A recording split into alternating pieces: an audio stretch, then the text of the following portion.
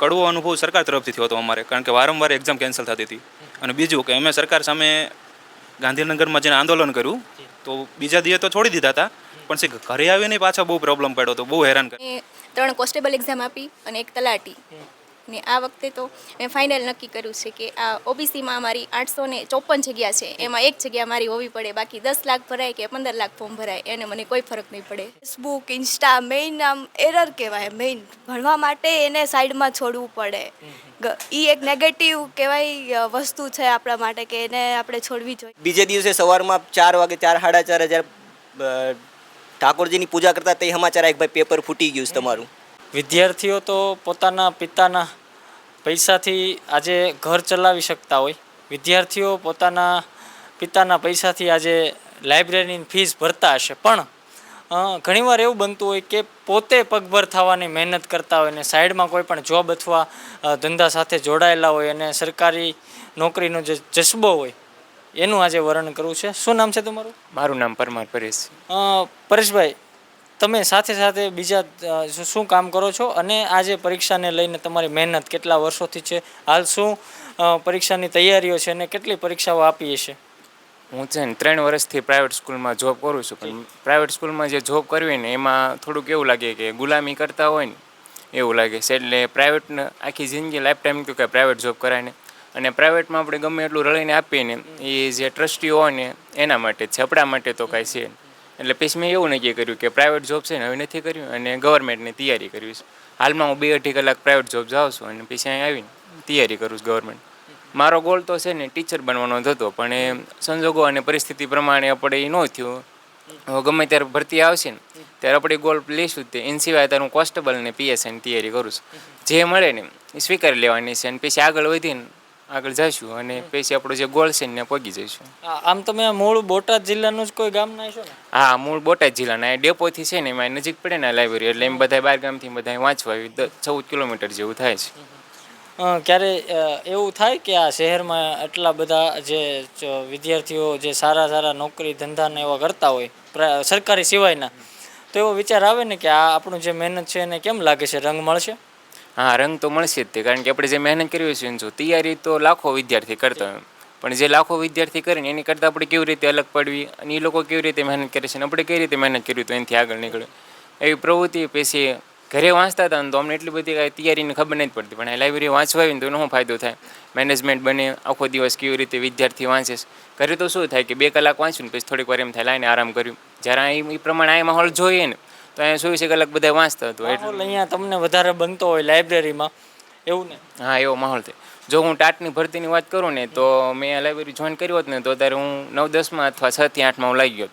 કારણ કે 50% જે મેરિટ હોય ને એમાં મારે કોલેજના, બીએડના, એમએસસીના મારે 35% થાય છે.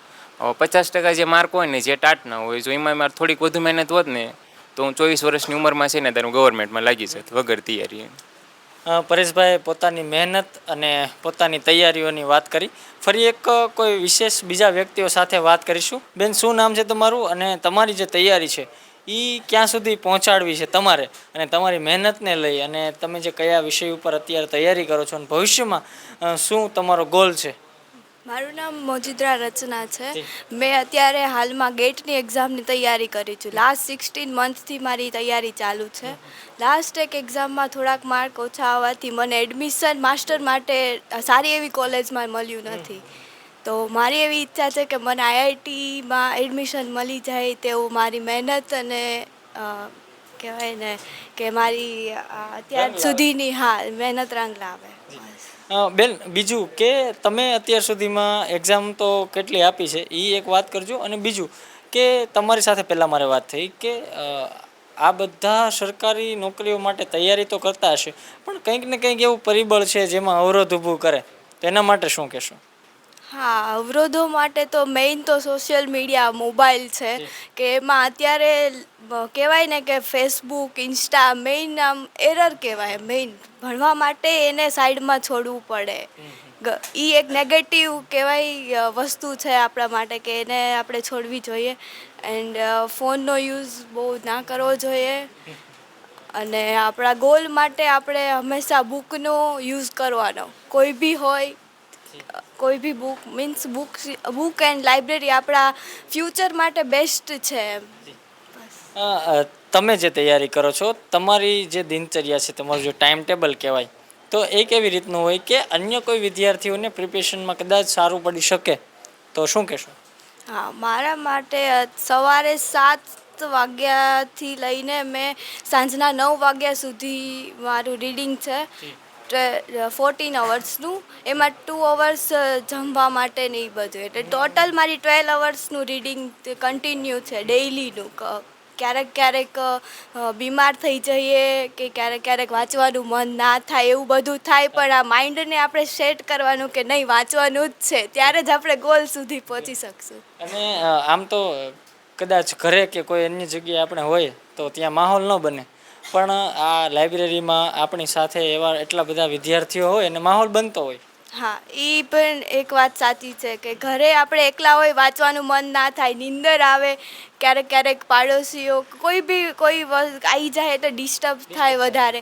અહીં શાંત વાતાવરણ હોય, બાજુવાળા કોઈ વાંચતું હોય તો આપણને વાંચવાનો ઉત્સાહ વધે. બેન શું નામ છે તમારું?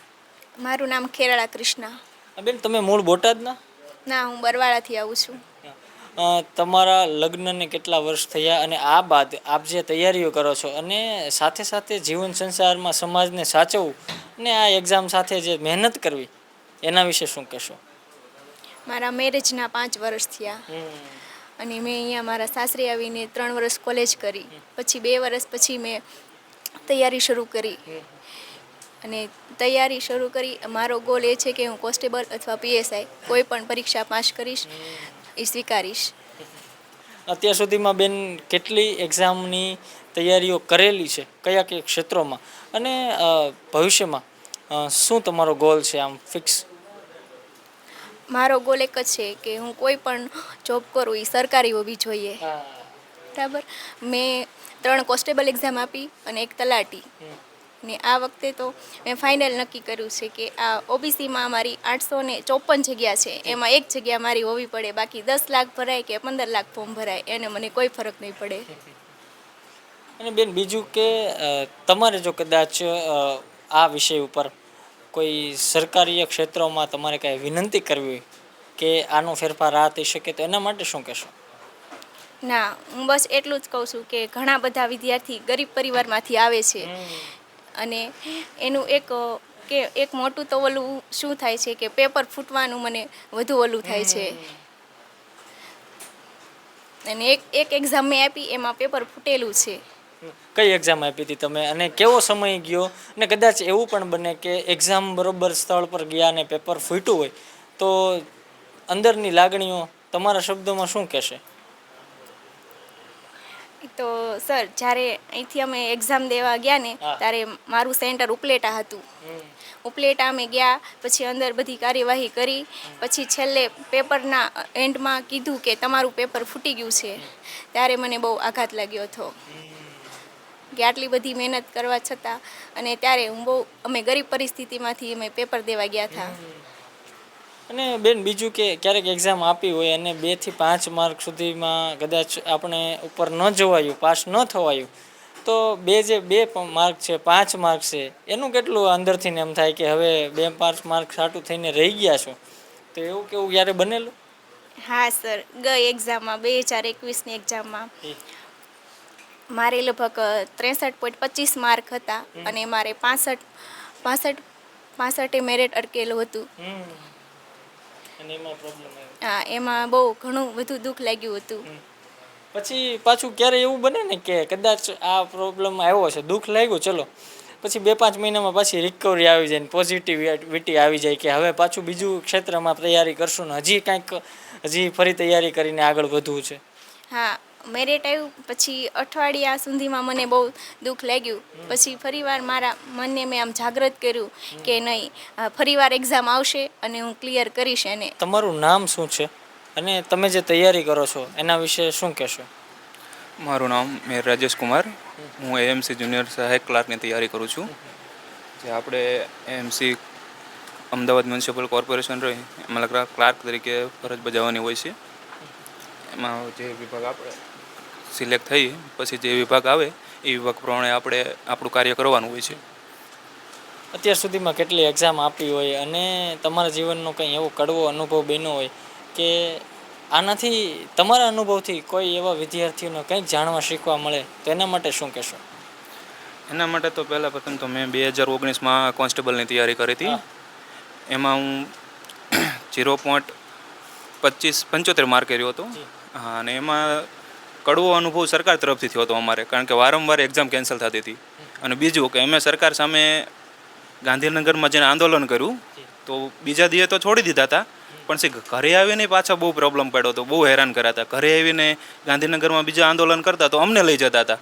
એ એક કડવો અનુભવ થયો. પછી મેં અત્યારે 5 મહિના અગાઉ આ એમસી જુનિયર ક્લાર્કની સહાયકની તૈયારી ચાલુ કરી છે. અને બીજું તો એ કહેવાનું કે જીવનમાં પરિવર્તન તો જરૂરી છે, એટલે કે ચડાવ ઉતાર તો આવ્યા જ રાખે. એના માટે તેને નિરાશ ન થઈ જાય. 2019માં બંધ કરી દીધી હતી, પાછું એમ થયું કે ના કોરોના ગયો, કોરોનામાં બધાને ઓલું થયું. હા, પોઝિટિવ રિસ્પોન્સ લઈને પાછી તૈયારી ચાલુ કરી છે. અને હવે મુખ્ય ગોલ એમસી ક્લાર્ક જ તે. હા.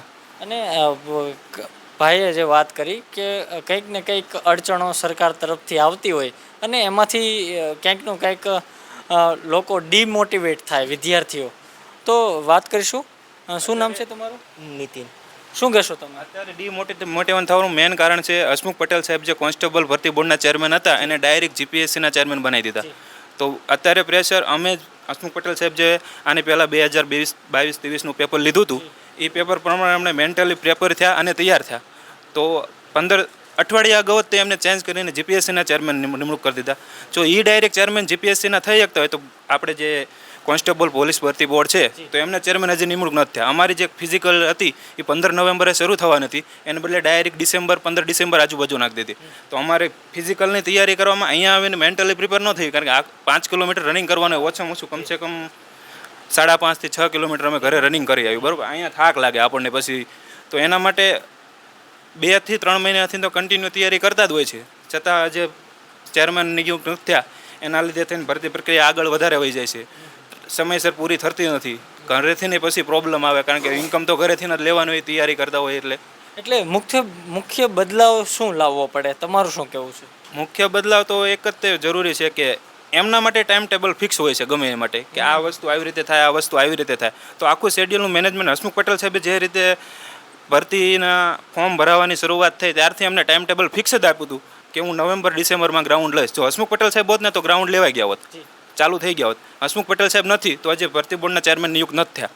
તો હવે આની પ્રક્રિયા આગળ ક્યારે થાય? એમને તો એમ હતું ને ફાઇનલી કહી દીધું હતું કે હું ફેબ્રુઆરી આજુબાજુ કોન્સ્ટેબલનું ગ્રાઉન્ડ લઈ લઈશ, પછી મે આજુબાજુ હું એમને ટ્રેનિંગમાં બોલાવી લઈશ. તો આ રીતે હસમુખ પટેલ સાહેબ જે એક આઈપીએસ ઓફિસર છે એ એક અમારા જેવા તબક્કામાંથી આખા તૈયાર થઈને જ નીકળીને બહાર આવ્યા છે.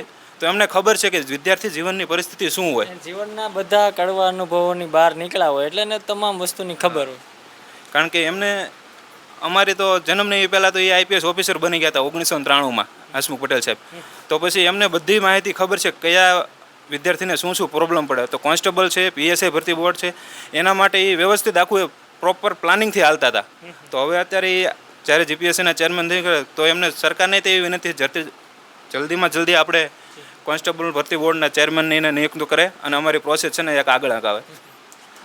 વિદ્યાર્થીઓએ પોતાની ઉંમર પ્રમાણે ઘણી બધી આ મહેનતોમાં રંગ લાવવાની કોશિશો કરી હોય, પણ ક્યાંક ને ક્યાંક સરકાર તરફથી પણ ક્યાંક સરખા જવાબોથી લઈ અને સરખું પરીક્ષાનું ટાઈમિંગથી લઈને ઘણી બધી અગવડતાઓ પડતી હોય છે. પણ જે કડવા અનુભવની વાત કરી બીજા વિદ્યાર્થીઓ સાથે, એ જ રીતે તમારી સાથે એવું બન્યું હોય કે કદાચ 2-5 માર્ક્સ માટે થઈને સફળતા ન મળી હોય, અથવા તો કંઈક પરીક્ષા સ્થળ ઉપર પહોંચ્યા હોય ને કદાચ પરીક્ષા રદ થઈ, અથવા તો કંઈ બીજું કાંડ બહાર આવે, તો તમારા જીવનમાં એવા અનુભવોને શું કહેશો? આ તલાટી અને જુનિયર ક્લાર્ક વખતે જુનિયર ક્લાર્કમાં ભાવનગર પેપર દેવા ગયા હતા અમે તો આગલે દિવસે વયા ગયા હતા, એ બસમાં ઊભા ગયા હતા. અને બીજે દિવસે સવારમાં 4 વાગે 4-4:30 હજાર ઠાકોરજીની પૂજા કરતા તે સમાચાર એક ભાઈ પેપર ફૂટી ગયું છે તમારું. પછી ત્યાંથી પાછા આવ્યા, પછી 2-3 મહિનાનો ગેપ રહ્યો. એમાં પછી વિદ્યાર્થી તો શું હોય કે એક્ઝામની તારીખ આવે પછી વાંચવું, એટલે એ 2-3 મહિના કંઈ હરખું વાંચ્યું નહીં. પછી 48 કંઈક 50 માર્ક્સ કે એનું કટઓફ અટકું હતું, એમાંથી 50 માર્ક્સ ન આવી ગયા પછી તો. એટલે પેપર ફૂટવાના કારણે એવું થાય છે કે પેપર ફૂટે જ તારીખ આગી જાય છે તો વિદ્યાર્થી રહ્યા ઈ પરીક્ષાની તૈયારીમાં પછી કે તૈયારી કરી તારીખ આવે પછી તૈયારી કરીએ આપણે એમ એવી રીતે. વાત કરીએ તો ઘણા બધા વિદ્યાર્થીઓએ પોતાનો એક્સપિરિયન્સ એટલે અનુભવો અને અભિપ્રાયો રજૂ કર્યા છે. સૌરાષ્ટ્રના ગામડાઓમાં જે સરકારી નોકરીનો જે જસ્બો છે, જે પોતાનું એક મન છે, એ સરકારી નોકરી બાજુનું વધારે પડતું હોય છે. બાળકોની તૈયારીઓની મહેનતને પણ આજે અમે જોઈ અને ખાસ કરીને એવો વિચાર આવ્યો કે કોઈ વિદ્યાર્થીઓને આમાંથી કાંઈ પોઝિટિવ મેસેજ મળે અથવા તો એને કાંઈ જાણવા શીખવા મળે એવા ઉદ્દેશથી આ એક ઇન્ટરવ્યૂ થયું છે. ફરીવાર કોઈ નવા વિષય સાથે હું મળતો રહીશ. નમસ્કાર.